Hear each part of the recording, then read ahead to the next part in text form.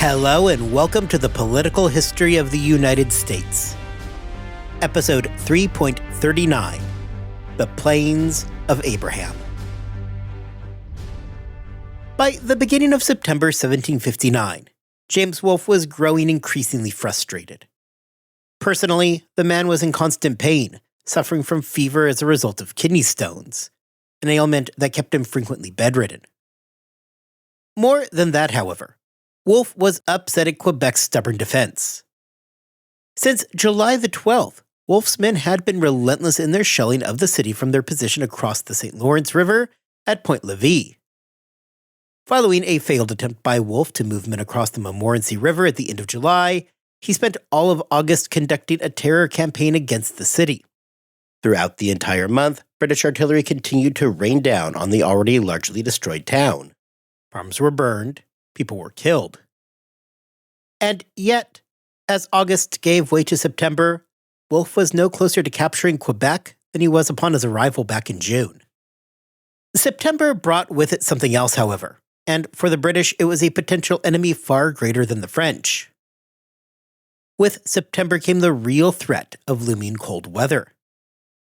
The British fleet supporting Wolfe would have to evacuate the river prior to ice forming. Otherwise, they would risk becoming trapped. For the French, this was the plan. Hold out long enough that the British have to withdraw because of weather, and then cross their fingers that Britain and France would make a peace. What Wolfe really needed at this point was something to end the stalemate and bring the battle for Quebec to a quick conclusion. What the British needed to do was force an open field battle, hoping that it would dislodge the French. Montcalm had zero interest in giving Wolfe an open battle, considering that he had a whole lot more to lose and little to gain from such an engagement. The burden therefore fell onto the shoulders of Wolfe to force Montcalm's hand. It would need to be the British that instigated the battle that they so desperately needed. With the campaign season quickly moving towards its conclusion, Wolfe decided that, despite the advice of his brigadier generals, he did not want to leave without taking one final shot at capturing the city. Wolfe had a few options. The French remained well entrenched along the Beauport coast, the location that both Montcalm and Vaudreuil viewed as the most logical landing spot. The better option for the British at this point seemed to be moving further up the St. Lawrence and attacking Quebec from the south. An attack from the south gave the British two distinct advantages. First, Montcalm had taken fewer precautions to protect Quebec from a landing from the south of the city, though fewer does not mean none at all. Recall from last week that he did have Bougainville and some 1,000 militia protecting the coast. Montcalm, however, had become more concerned about the possibility of a landing, and had decided to move additional people into the region just to be safe. The second advantage for the British is that the attack further south could potentially sever French supply lines and totally cut off Quebec. Remember again that Montcalm, as a backup plan, had kept his supplies some 50 miles south of Quebec itself in Batiscan. The hope being that if things really went sideways in Quebec, the troops could withdraw to the south to Batiscan, where they could collect themselves and regroup. It was an emergency contingency to be sure, one that Montcalm certainly did not want to have to rely upon. However, if Quebec was lost, maybe Canada as a whole could still be saved. This, however, was always a risky move for the French, as the long supply lines were potentially vulnerable to British attack and were at risk of being cut off. Attacking to the south of Quebec also was not without serious risk for the British. The French had batteries in place to prevent the British Navy from moving into position. Trying to move further upriver put the British at risk of being destroyed by the French defenses. This fear was, at least somewhat, mollified, because the British had successfully moved several ships past the French batteries already.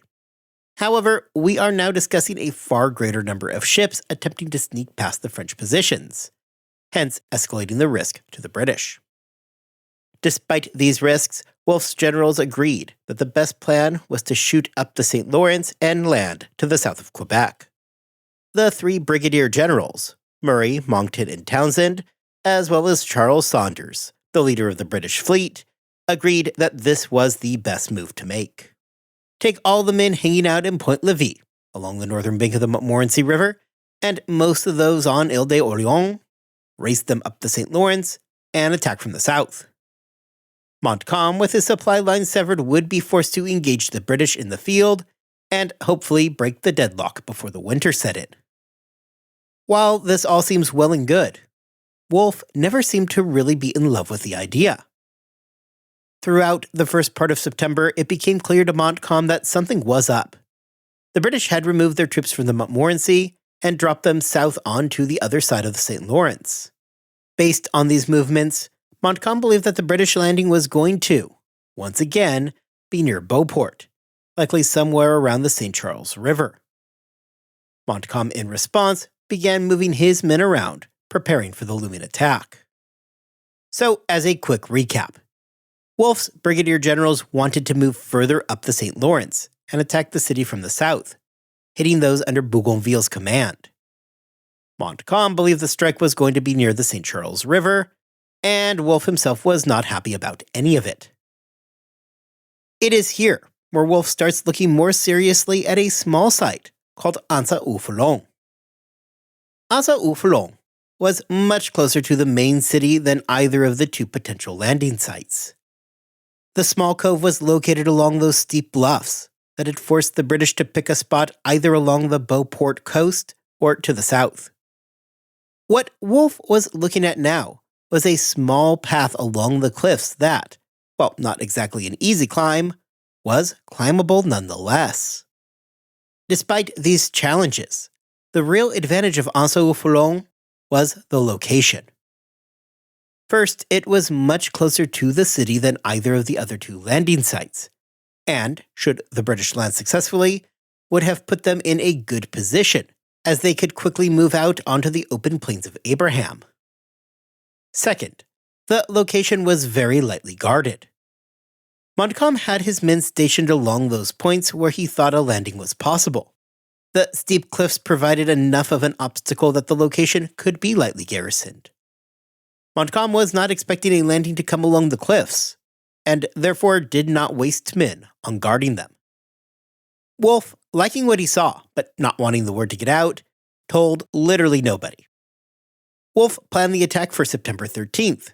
However, it was not until people came to him right before it was time to depart and asked exactly where they were going that Wolfe revealed that the plan was to land at Foulon, scale the cliffs, and take up positions on the plains of Abraham. Wolfe and his men departed around 2 a.m. on the morning of September 13th.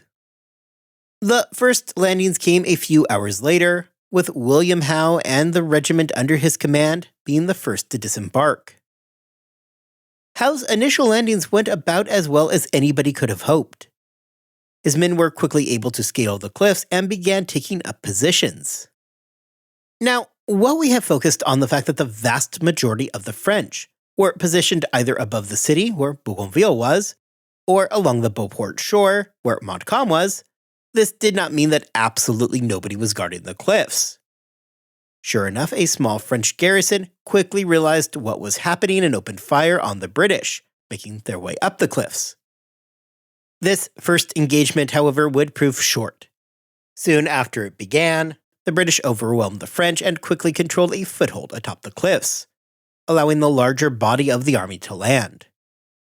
About the only good news for the French is that before the outpost was overrun, the French commander was able to dispatch a messenger to inform Montcalm that they had a serious problem on their hands. In short order, Wolfe had captured the high ground and started the process of establishing his lines.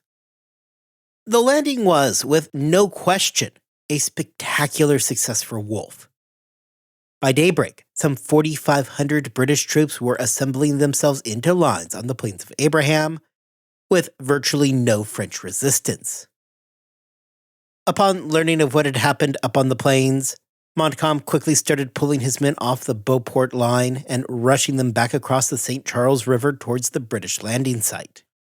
As the French scrambled to reach the plains, the British had ample time to prepare for the battle. The main British line was made up of 6 battalions, running from the cliffs along the right side, out west across the plains. When formed up, the battalions were spaced roughly 100 feet from each other in 3 deep formations. The area of the landing was primarily farmlands, and the tall wheat fields provided the British with cover.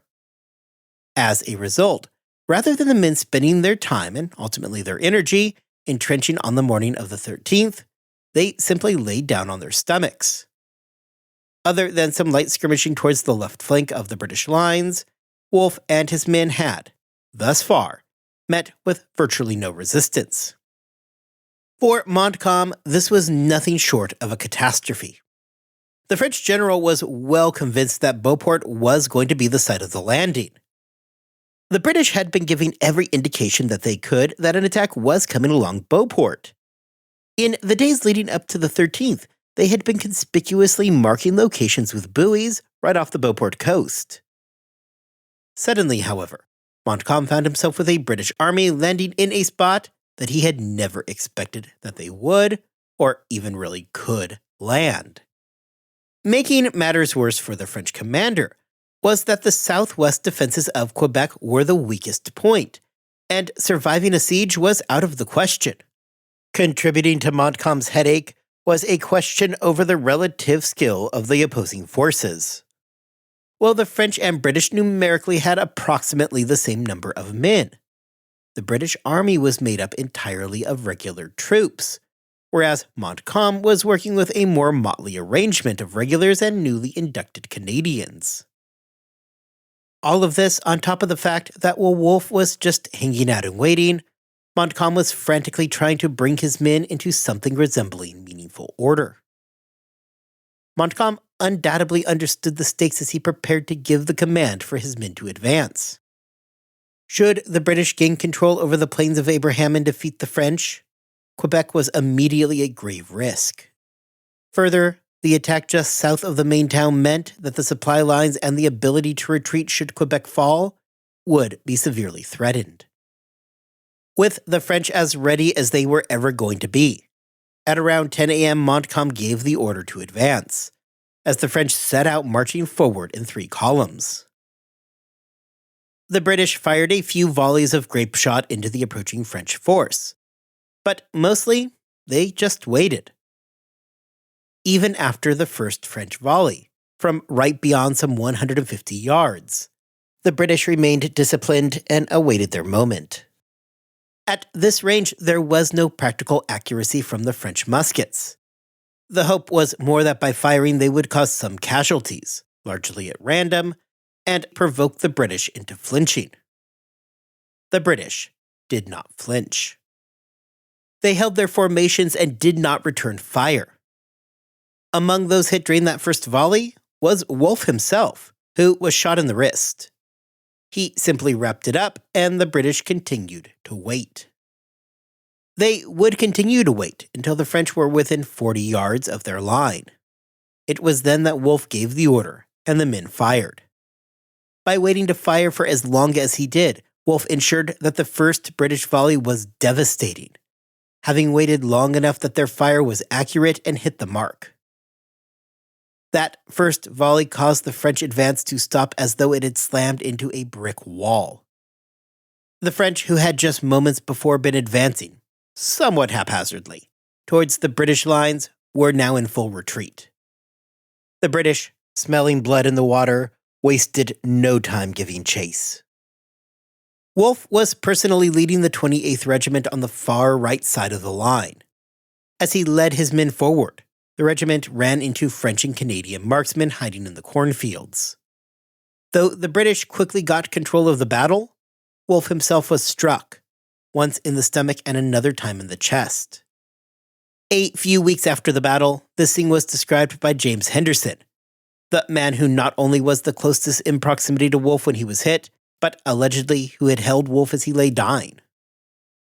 In his letter, Henderson, who was himself shot twice in the shoulder and thigh at the same time, writes that he carried Wolfe from the field.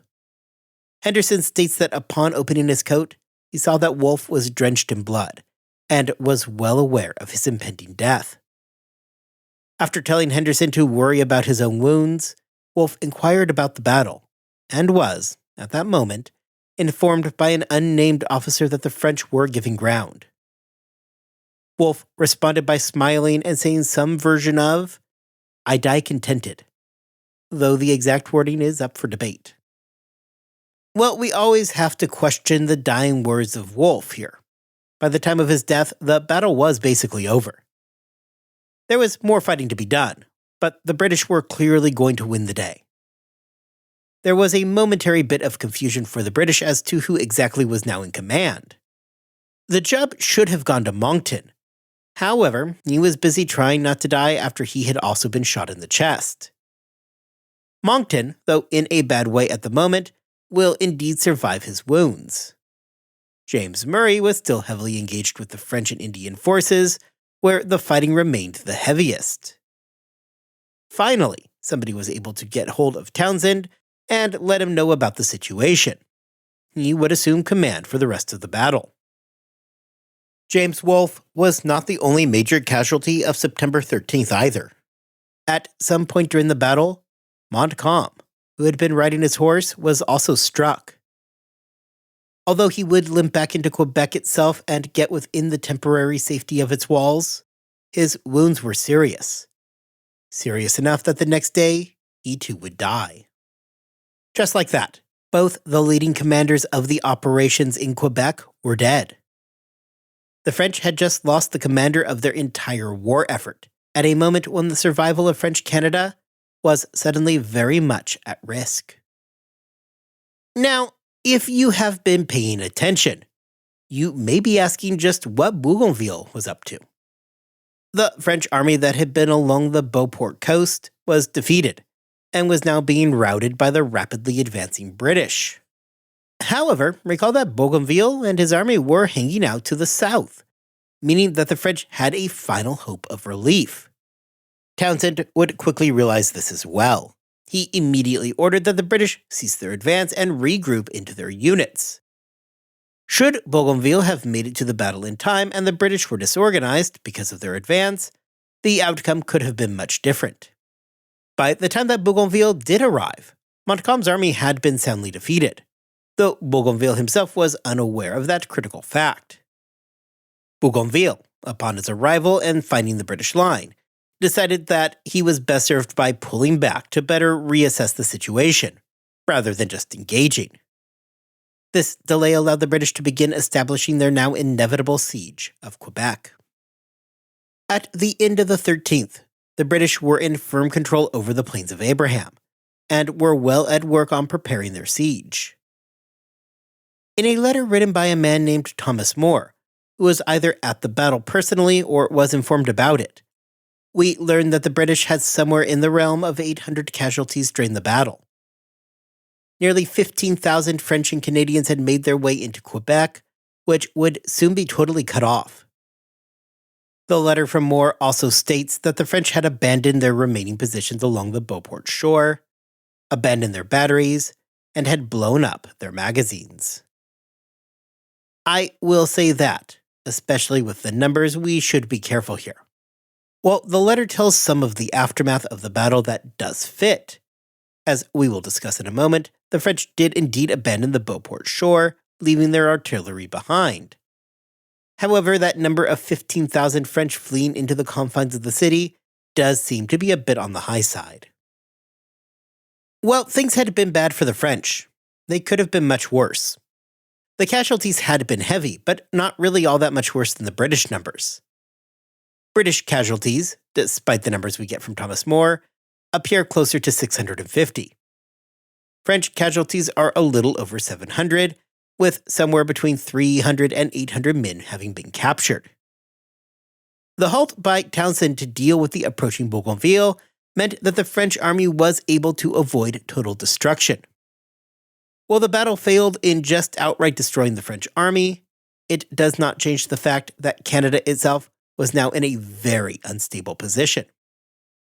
One of the defining aspects of this battle had been the fact that the leadership corps had been hit so incredibly hard. For the British, we have already discussed Wolfe, who died on the field. Monckton was seriously wounded, and while he did survive, it certainly was not clear that he was going to do that on the 13th. This led to that brief crisis in leadership when the British ended up calling upon Townshend to take over control. The French fared little better than their British counterparts, and they too had taken very serious losses to their officer corps. Montcalm made it back into the city, but he too was going to die during the early morning hours of the 14th. Along with Montcalm, both the lieutenant colonels who went into the battle with him were now also either dead or dying. Bougainville had moved west to protect his army, and was, at the moment, out of contact with Quebec. Command would end up shifting back to Vaudreuil, who had little concept of the current situation. He had remained in Beauport during the battle, and lacked a clear understanding of the British positions. Vaudreuil knew well that Quebec was a total lost cause. However, the army survived and could move south to protect Montreal. Now, to get into position to actually protect Montreal was going to be a bit more of a problem. The French army had withdrawn north to their holdings in Beauport. Moving troops directly south was obviously out of the question, lest they want to slam right back into the British lines that had just nearly annihilated them. Rather, the French troops would end up marching to the north, well past the St. Charles River, and then turning around and taking a long looping path well to the west of Quebec, regrouping at Jacques Cartier. The men from there could move south towards Montreal. The French, as we had discussed just a moment ago, looking at that letter from Thomas More, did indeed abandon their holdings on Beauport, leaving behind, somewhat bafflingly, their artillery. With most of the army now off on their long walk, first north and then west, the defense of Quebec was left to some 2,200 troops. To be clear, these guys were not the cream of the crop either. The good soldiers, the regulars, were off with Vaudreuil, trying to make their way around the British. The 2,200 left behind in Quebec were left with some 4,000 civilians and injured parties to care for. Really, though, nobody was under any illusion that Quebec was going to somehow survive this. Everybody knew that the city was going to fall. It was just a matter of time. However, for Vaudreuil, he would have greatly preferred it to fall later rather than sooner. The British quickly jumped into doing what had been the objective all along. They had won their field battle. Now was the time for them to get to work and start the process of laying siege to Quebec itself. Townshend quickly ordered that traditional siege lines be dug, while Saunders and the Navy swung around into position to begin blasting away at Quebec. Although by midday on the 14th, Quebec was fully cut off and officially under siege, the British did not begin the standard bombardment right away. Rather, what occurred was several days of preparations, instead of any attempt to begin shelling the city.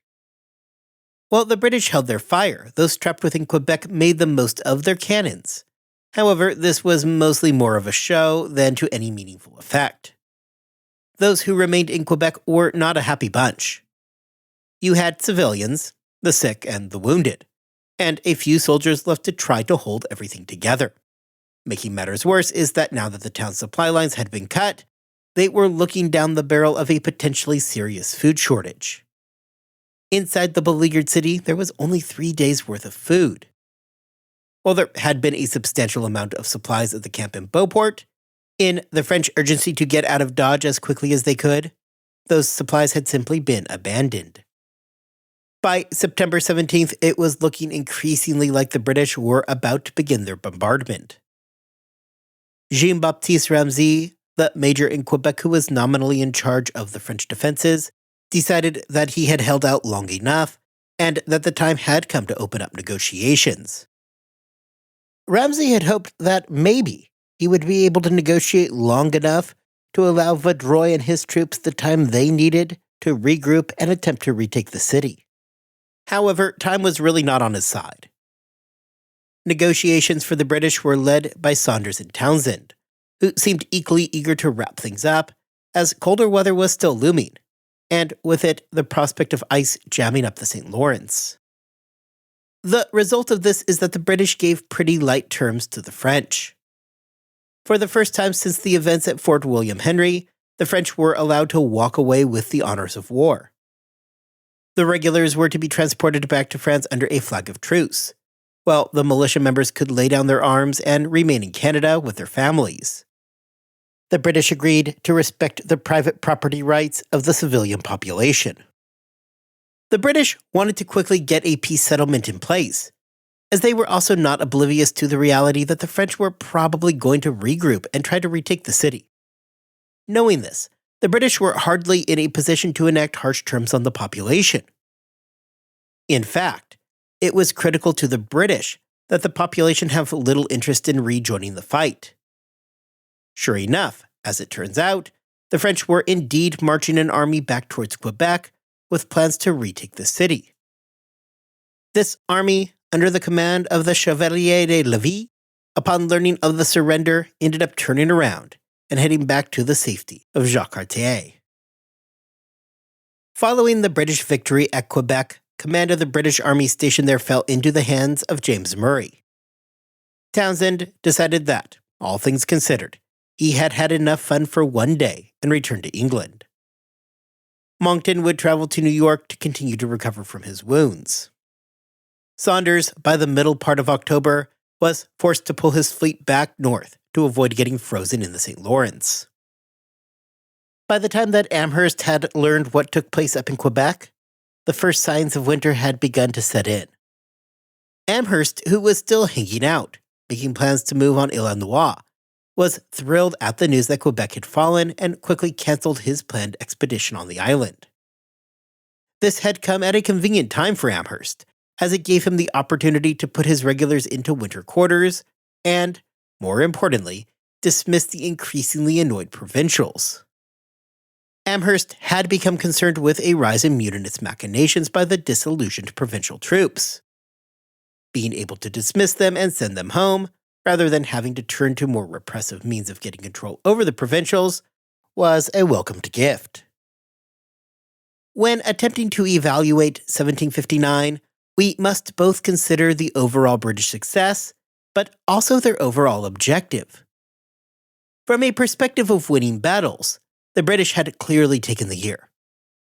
They had won the vast majority of their battles and, outside of a few isolated examples, had a successful year in the field. They had captured Crown Point in Quebec. The British victory at Niagara had ended any real hope that the French would be able to recapture the forks of the Ohio and restart the native raids on the Pennsylvania, Maryland, and Virginia frontiers. However, if the primary British aim was to force the complete capitulation of Canada, and the primary French objective was to survive for another year, we must consider 1759 in another light. The British did not force the capitulation of Canada, which means that the French had survived another year.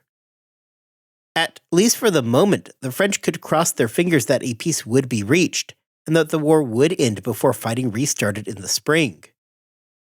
As 1759 came to an end, the French had their eyes set on recapturing Quebec in the early spring, while British hopes were pinned on both holding Quebec and taking the last existing French stronghold in Canada in Montreal.